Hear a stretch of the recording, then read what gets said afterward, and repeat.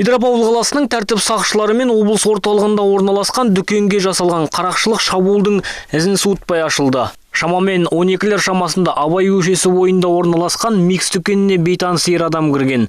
Сатушыға әйеліне сыйлық ретінде ішік сатып алғысы келетінін айтып түсіндірген ол тонды киіп көруін сұраған. Сатушы жігіттің өтінішін орындағаннан кейін бейтаныс жігіт әйелдің басынан ауыр затпен соққы жасаған екен.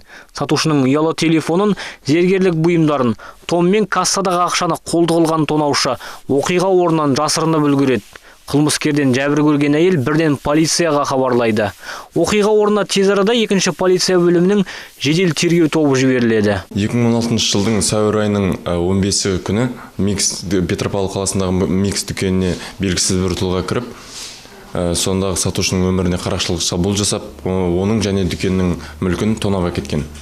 Осы факті бойынша Қазақстан Республикасының қылмыстық кодексінде көрсетілген 192 бабының 2 бөлімінің 4 тармағына сәйкес қылмыстық іс қозғалды. Аталмыш бап 5 жылдан 10 жылға дейінгі бас бостандығынан айыруды қарастырады. Осы қылмыстық іске байланысты